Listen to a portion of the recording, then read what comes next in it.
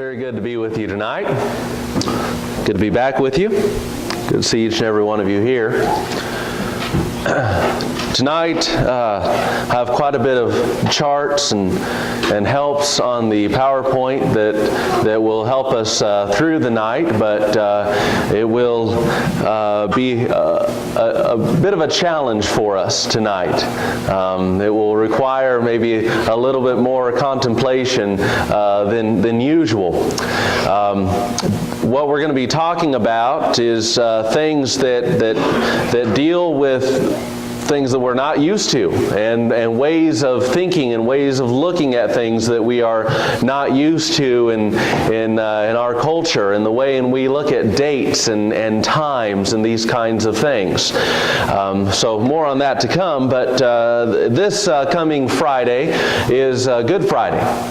If you're not familiar with what Good Friday is, it is the celebration, the memory of the day that Jesus died on the cross.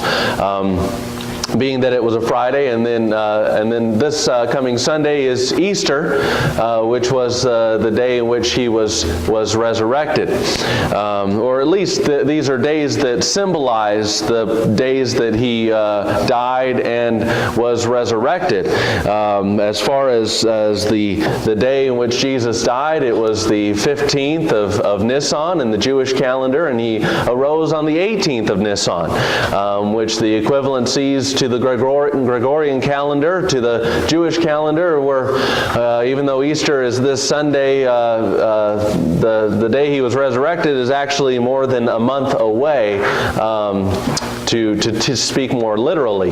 But at any rate, I don't really have Easter on my mind tonight. I have Good Friday on my mind, because I know that Jesus made a particular promise as to his death and resurrection in Matthew chapter 12 and verse 40, when he said, "For as Jonah was 3 days and 3 nights in the belly of the great fish, so will the Son of Man be 3 days and 3 nights in the heart of the earth."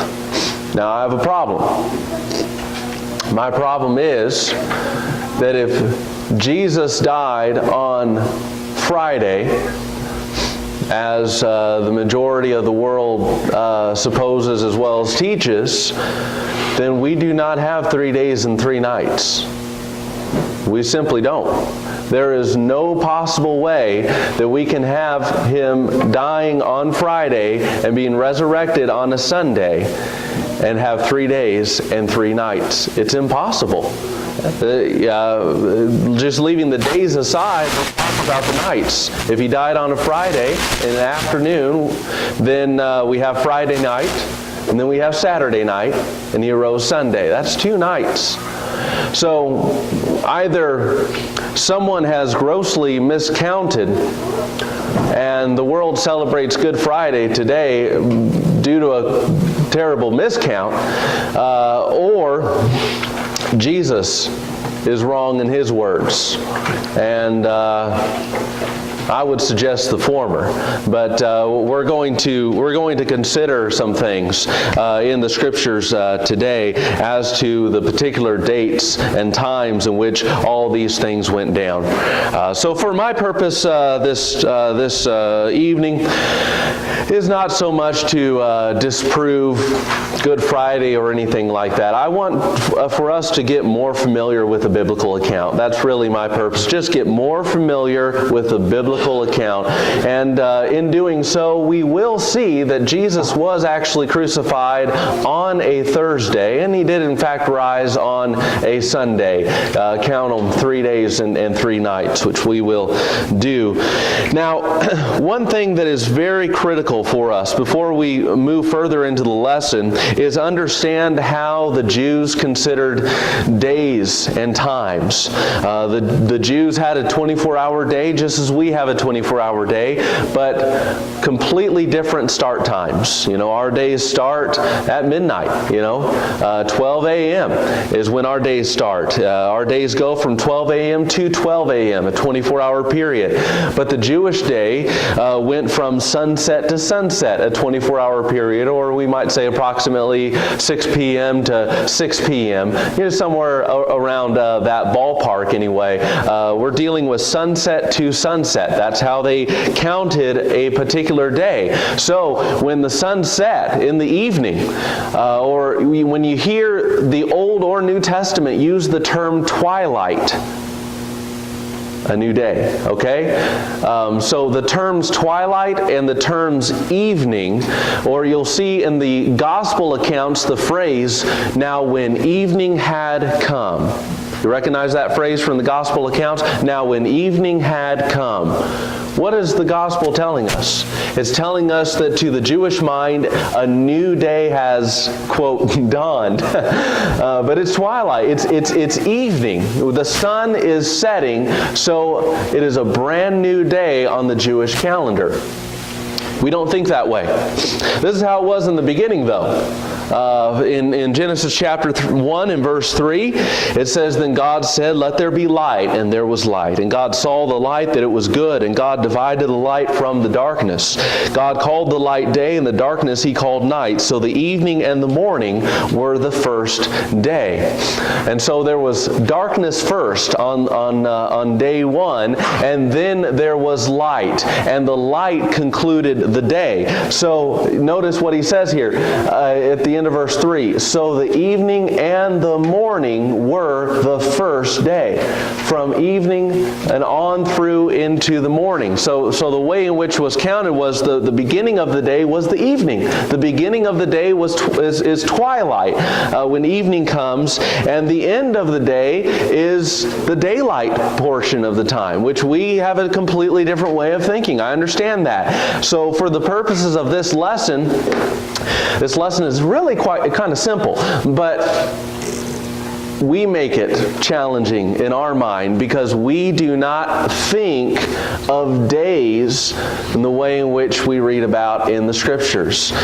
So that is what is going to pose a challenge. Now, if we can successfully kind of put out of our mind the way we think of a 24-hour day, then we'll actually do pretty well going through this particular lesson. So that would be our goal here. Let's go on over to the New Testament, John chapter 11. John chapter 11, beginning in verse 53. Jesus has just brought Lazarus from the dead. And a lot of the prominent Jews and the chief priests have gotten together. They said, what are we going to do about Jesus? He's a problem, okay? If we keep letting him do what he's doing, everyone's going to believe in him, and there'll be no one following after us anymore. All right? He's just brought someone out from the grave. This is not good for our place and status in the land. So what are we going to do? Well, they came up with the idea, let's crucify him. Let's just put him to death. That'll solve our problems. And so that's what they planned to do. In verse 53, it says, "Then from that day on, they plotted to put him to death. Now therefore, Jesus no longer walked openly among the Jews, but went from there into the country near the wilderness to a city called Ephraim, and there remained with his disciples. And the Passover of the Jews was near, and many went from the country up to Jerusalem before the Passover to purify themselves. Then they sought Jesus and spoke among themselves as they stood in the temple. What do you think? That he will not come to the feast? Now both the chief priests and Pharisees had given a command that if anyone knew where he was, he should report it, that they might seize him. Then 6 days before the Passover, Jesus came to Bethany, where Lazarus was, who had been dead, whom he had raised from the dead. And there they made him a supper, and Martha served, but Lazarus was one of those who sat at the table with him." All right, so let's stop here for our purposes. Now, the text shows that the Passover is coming, and the Jews Jews are flocking to Jerusalem, all right? They're getting there early. They're getting ready for the Passover. We're going to have hundreds of thousands of lambs, okay, being slain. And this was certainly the most prominent feast for the Jews. And it was necessary, okay, as far as transgressing law, it was necessary for the Jews, and most importantly, necessary for Jesus to observe the Passover and to observe it rightfully. And that's another issue. I wouldn't necessarily say another lesson, but I guess kind of a side point is many believe that Jesus partook of the Lord of the Passover on a day that wasn't the Passover, and that has to do with some other problems with the calendar, but there is no problem. There's no issue. We'll see that here as we go through the lesson. Jesus fulfilled the commandment of God and partook of the Passover on the day in which they were to partake of the Passover. And so the Passover is coming. Now, we know from the Scriptures that the Passover feast was on the 15th of Nisan, on the Jewish calendar. Notice what it says in Leviticus 23 and verse 5. It says, on the 14th day of the first month at twilight is the Lord's Passover. Notice Exodus chapter 12 and verse 6. It says, now you shall keep it until the 14th day of the same month, and the whole assembly of the congregation of Israel shall kill it at twilight. So the events of what you might call the Passover, which the Passover, you use that term, and that could be referring to any one of 7 days. Okay, so when we talk about the Passover, we're not necessarily talking about the particular time in which they partook of, the actual feast of the Passover with the whole lamb and all of that. But what we're seeing here in the text is the preparation for the 15th of Nisan. On the 14th of the month, at twilight, okay, at twilight, that's a new day, right? In the Jewish mind, the 14th at twilight is the very beginning of the 14th day. And this is the day in which they are going to kill, they're going to slay they will slay the lamb at twilight, the beginning of the 14th day. Now you notice in Numbers 28 and verse 16, it says, on the 14th day of the first month is the Passover of the Lord, and on the 15th day of this month is the feast. Unleavened bread shall be eaten for 7 days. And so really we have 8 days going on here. You have the 14th day of Nisan, which is where what this text calls the Passover. That's where the blood is slain. Okay, the blood of the lamb is slain. You have the 15th day being the feast. The partaking of the lamb is the idea. To partake of that lamb.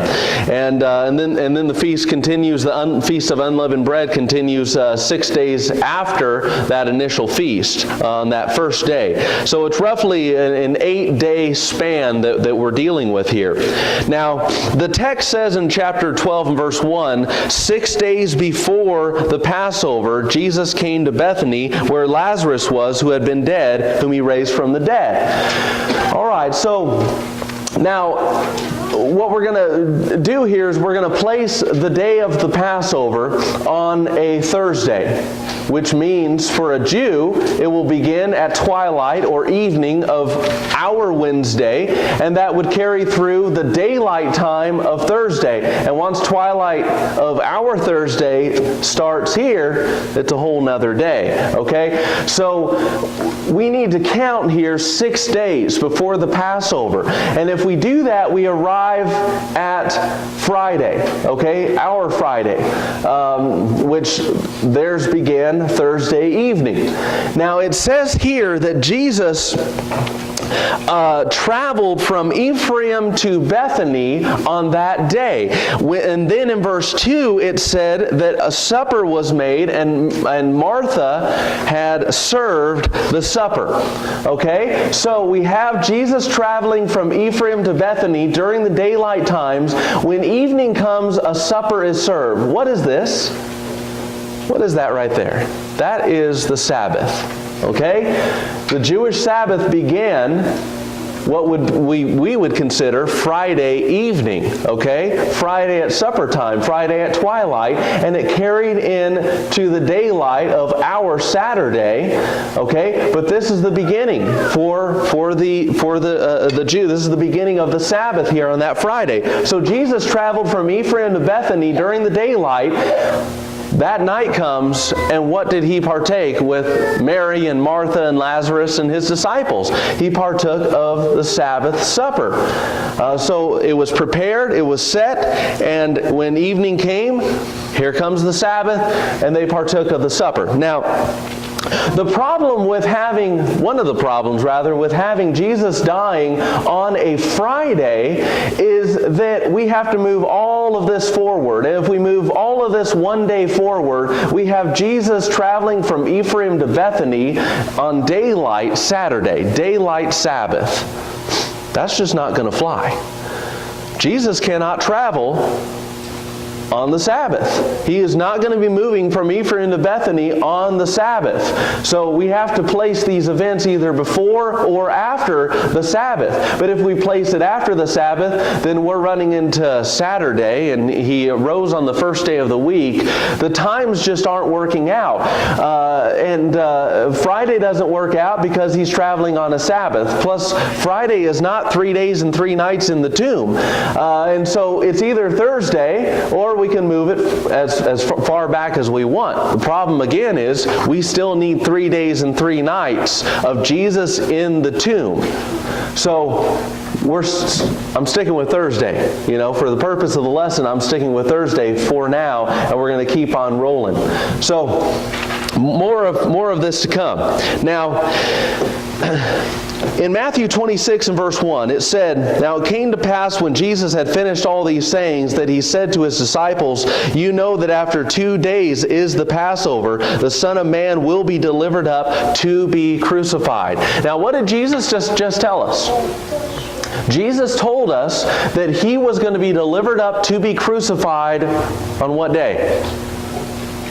Verse 2, he says, the Passover. It is on the day of the Passover that the Son of Man would be delivered up to be crucified. We have plenty more of this. In Matthew 26 and verse 3, it says, "Then the chief priests, the scribes, and the elders of the people assembled at the palace of the high priest, who was called Caiaphas, and plotted to take Jesus by trickery and kill him. But they said, 'Not during the feast, lest there be an uproar among the people.'" Well, let me go ahead and backtrack here to this calendar again. Notice how the Jewish day began. What day would the Jews have the Passover supper? What day would they partake of the lamb? They would do it on that Wednesday night. Now remember, the priests, they all got together and they said, let's not do it during during the feast, excuse me. Let's not do it during the feast. Well, notice what happens. Jesus said that he would be delivered up and crucified on the Passover. But we just saw the priest say, not during the supper, not during the feast. Well, notice this. The Passover began at evening. This is the only evening that they could partake of the Passover feast. They couldn't do it on this day. You notice? Because it's not that day. It's not the Passover feast anymore. So when they sit down to supper and have the Passover meal, it would have to be only on this particular evening. The next evening is not the 15th of Nisan. It's now the 16th of Nisan. This is the 15th of Nisan. And so you have the Passover, and so the priests say, we're not going to do it during the meal. We're not going to do it during the meal. So notice what they do. After the meal, when do they get back together? They congregate in the middle of the night. They take Jesus by force in the middle of the night. Time progresses through the middle of the night. We come to daylight. Eventually at 3 p.m., Jesus is crucified still on the Passover. So they waited till the meal was over. They go all through the night into the daylight. Still the same day, still the 15th of Nisan. and Jesus is crucified on the Passover. So let me flip back over here. Now in 1 Corinthians 5 verse 7, again it says, "Therefore purge out the old leaven, that you may be a new lump, since you truly are unleavened. For indeed Christ, our Passover, was sacrificed for us." So what is suggested here from all of these scriptures is that Jesus died on the day in which they partook of the Passover meal. Now I want us to turn over to Luke chapter 22.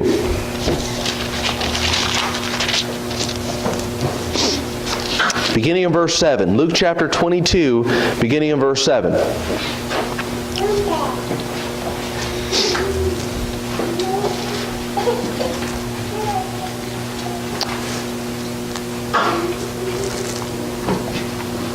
It says here, "Then came the day of unleavened bread, when the Passover must be killed." What day are we? The 14th of Nisan. Okay? Leviticus and Numbers taught us already that the lamb would be slain on the 14th. The meal would be supper time the 15th. The start of the 15th of Nisan, that evening. So, here's the day. The day has come. The Passover must be killed. Verse 8, it says, "And he," that is Jesus, "sent Peter and John, saying, Go and prepare the Passover for us, that we may eat. So they said to him, Where do you want us to prepare? And he said to them, Behold, when you have entered the city, a man will meet you, carrying a pitcher of water. Follow him into the house which he enters. Then you shall say to the master of the house, The teacher says to you, Where is the guest room where I may eat the Passover with my disciples? And then he will show you a large room, a furnished upper room, and there make ready. So they went and found it just as he had said to them. They prepared the Passover. When the hour had come, he sat down, and the 12 apostles with him. Then he said to them, With fervent desire, I have desired to eat this Passover with you before I suffer. For I say to you, I will no longer eat of it until it is fulfilled in the kingdom of God. Did Jesus eat the Passover with his disciples? Absolutely he did. The whole shebang, okay? Not just fruit of the vine and unleavened bread, okay? These were the emblems that he picked out of the Passover meal and instituted the Lord's Supper. But they partook of the Passover in its entirety and on the right day. If it was a day before or any other day, then Jesus has transgressed the law, and he's not a sacrifice for our sins anymore. So, he partook of the Passover. So notice, here is another chart. Up here we have kind of the Jewish idea of the days of Wednesday and Thursday and Friday. And here's kind of how we look at the day, or this is how we look at the day. This would be our Tuesday evening. That's the start of the Jewish Wednesday. So on Tuesday evening can be the time in which the Passover lamb was slain. Remember, Leviticus said, at twilight the Passover lamb was to be slain. At twilight. So here we are, Tuesday evening. Twilight has come. Darkness is falling. The Passover lamb is slain. They take the rest of that time period and on through the day. It's the 14th of Nisan. From Tuesday evening to Wednesday daylight, it is the 14th of Nisan. They have slain the lamb at that twilight. They are preparing the rest of the meal. They're preparing the table. They're preparing the feast during the daylight. And then twilight falls again, which would be our Wednesday evening, okay? And this is the Jewish Thursday, the 15th of Nisan. This is the only evening by which they could partake of the Passover. I almost said Lord's Supper. Of the Passover. So we find Jesus here. He told his disciples, here in Luke 22, go and prepare. So you have a couple of the disciples going, and they make ready here. Now, when the hour had come, the text says, they sit down to eat. So evening has come. They partake of the Passover here at the very start of the 15th of Nisan. It is within this time period that Jesus also institutes the Lord's Supper. So Jesus is fulfilling the law in exact accordance with the commandments of the law and when the Passover was to be slain, prepared, and partaken of.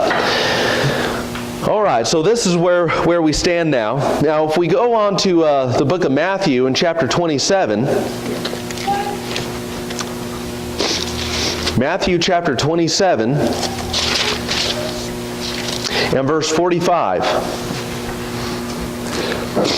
Now we're skipping ahead, and so what has happened now is after Jesus partook of the Passover, as fulfilling the law of Moses, he goes out to the garden, he prays, he is betrayed by Judas, he's arrested, he's put on trial, he's put on multiple trials all through the night.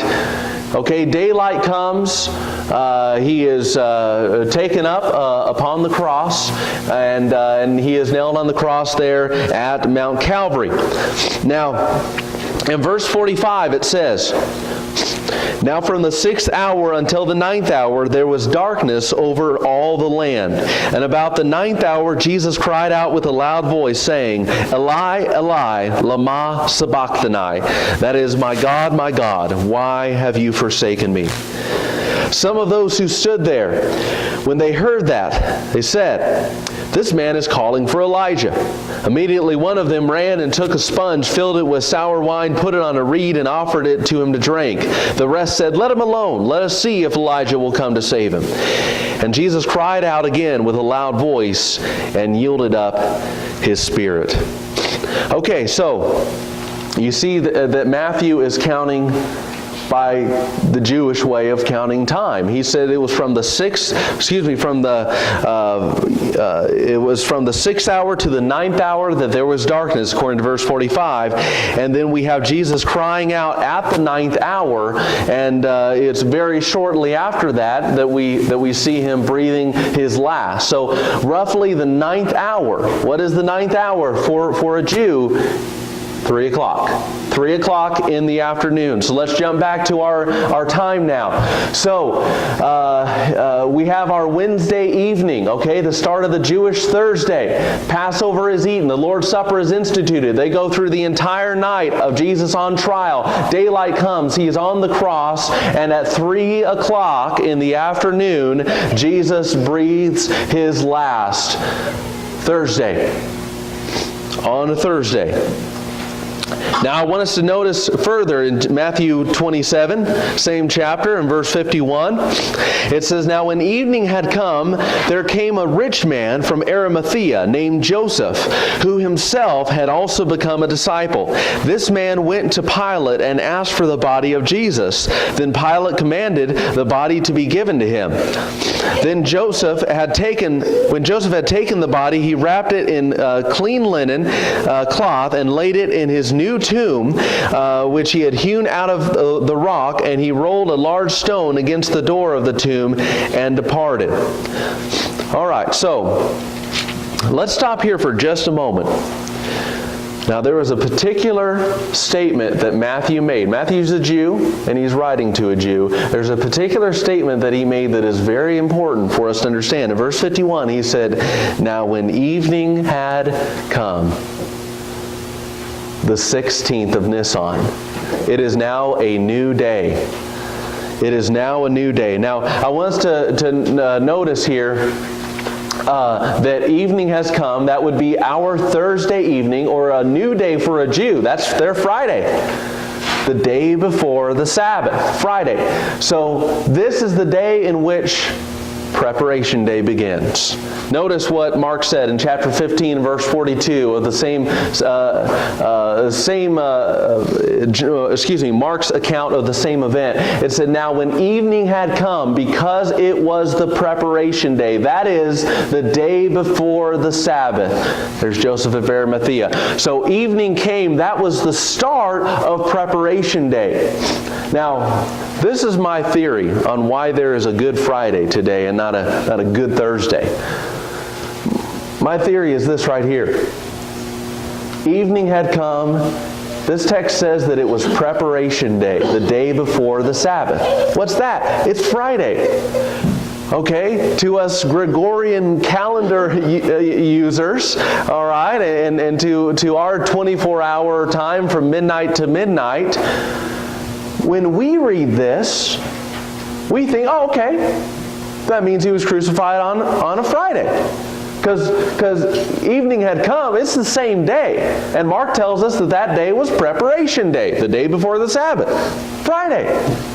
So it's Friday. So he was crucified on a Friday. That's my theory on why there is a Good Friday today.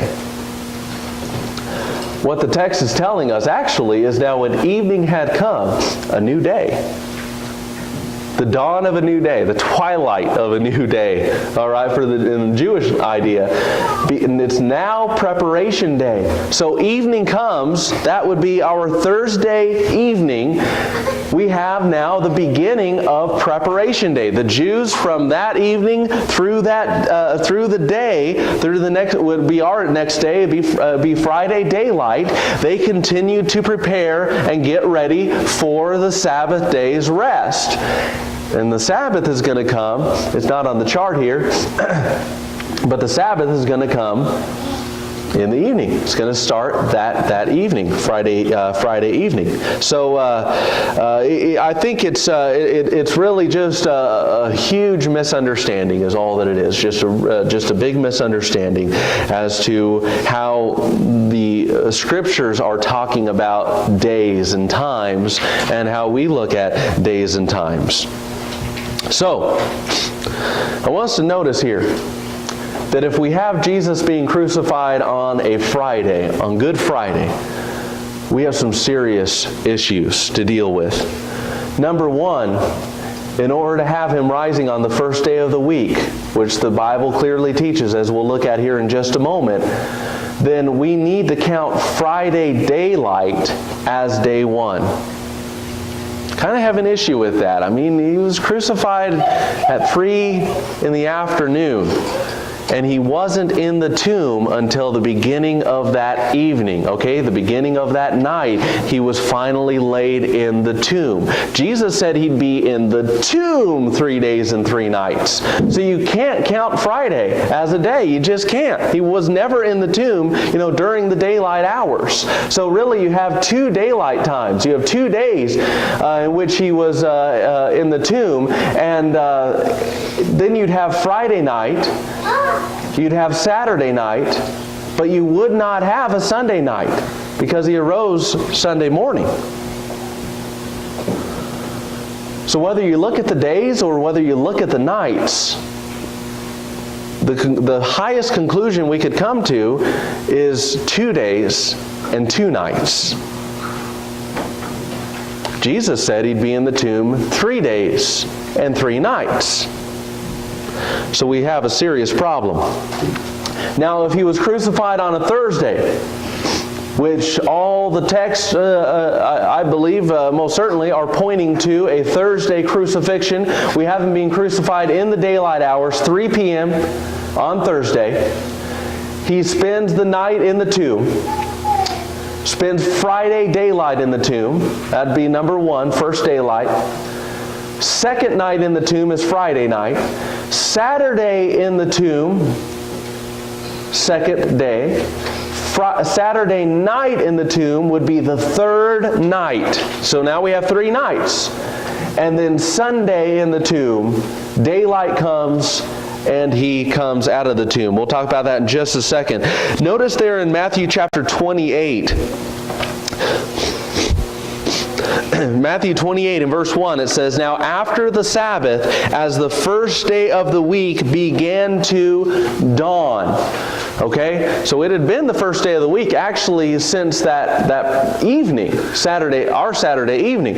But this Matthew is specific when he says when it began to dawn. Matthew doesn't just say to the Jews, now when the first day of the week came. What would that be? That'd be evening time, okay? Into the night. But Jesus said 3 days and 3 nights. So we need a daylight. We need daylight to come in order to have 3 days.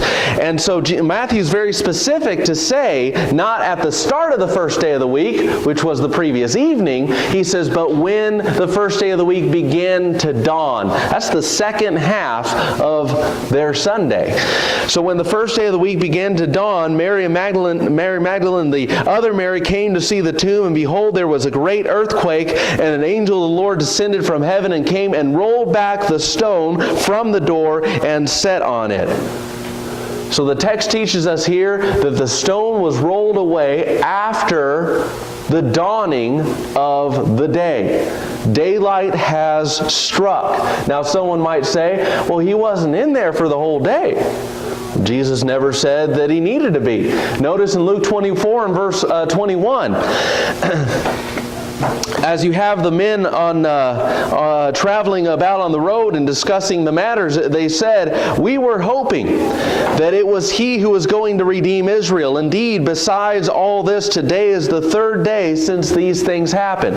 So there they were on the road to Emmaus. That's when they actually met the resurrected Jesus. Notice also in Mark 10, verse 33, it says, behold, we are going up to Jerusalem, and the Son of Man will be betrayed to the chief priests and to the scribes, and they will condemn him to death and deliver him to the Gentiles, and they will mock him and scourge him and spit on him and kill him, and the third day he will rise again. So now that's the very words of Jesus. Not on the road to Emmaus, but Jesus, before he was crucified, said what would happen. He'd be mocked, scourged, spat upon, and killed, and the third day he will rise again. So he wasn't going to spend the fullness of the day on the third day in the tomb, but he would be risen on the third day. Acts chapter 10, recounting it, the Holy Spirit says in verse 40, him God raised up on the third day and showed him openly. So the biblical text is very clear that he needed to be in the tomb on the third day, yes, but not the entirety of the third day. But it would be on that day that he would be resurrected, that he would come out of the tomb. So, we have 3 days and 3 nights, and he rose on that third day, Sunday morning, which is exactly what Matthew records in Matthew 28. He's very specific when he says, now when the when the first day of the week began to dawn. When the first day of the week. Now, whether you think of the first day of the week on the Gregorian calendar or the first day of the week in the Jewish calendar, we're dealing with what we call today Sunday. Sunday. On a Sunday he was resurrected. There's no doubt about that. And so we really don't have to look through all of the scriptures. We just need to count back 3 days and 3 nights, and we'll get to a Thursday crucifixion. And not a Good Friday. So most certainly he was crucified on a Thursday. 3 days and 3 nights transpire, and he is raised on the third day, the first day of the week, a Sunday. So he was crucified on the 15th of Nisan because he said he'd be crucified on the Passover. The Passover can only be the 15th of Nisan. 3 days later, he arose, the 18th of Nisan. So for those trying to look for the equivalents in our calendar today, again, we're a bit over a month away from days that are equivalent to the 15th of Nisan and the 18th of Nisan.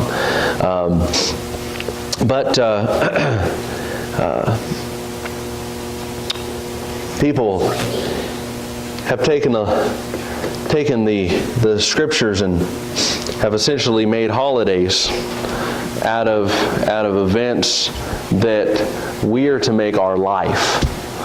We are to make our everyday. Paul told Timothy in 2 Timothy chapter 2, verse 8, remember that Jesus Christ of the seed of David was raised from the dead according to the gospel. That was to be Timothy's life. Remembering that Jesus was raised from the dead. It is to be our everyday. And certainly it's to be our every Sunday. Our every Sunday, we partake of these emblems that symbolize His death, burial, and His resurrection. Without His resurrection, His death and burial are a death and burial of any human being. It doesn't matter. But with the resurrection, these emblems come alive. With the resurrection, these emblems are our everything. They are our everyday, and they are our worship. But I appreciate your attention, and I tried to make the charts on here as simple to understand as possible, but it's difficult when looking into a different culture and a different way of thinking and thinking about times in the 24-hour day. It's difficult for us to get our minds around, but hopefully I didn't lose anyone. But I do appreciate your attention tonight. If there's anyone who tonight needs to respond to the gospel call, the invitation of the gospel to come to salvation through the powerful blood of Jesus Christ that can cleanse us from all sin. That blood is power because He was resurrected, because He still lives. And He still lives to make intercession for our sins. That's why we serve Him today. That's why we still serve Him and will always serve Him, is because He still lives. And He still can make intercession. He still is in power. And He can forgive us of our sins if we come to Him in obedience. So if that describes our need tonight, then won't you please come forward and let that be known while together we stand and sing.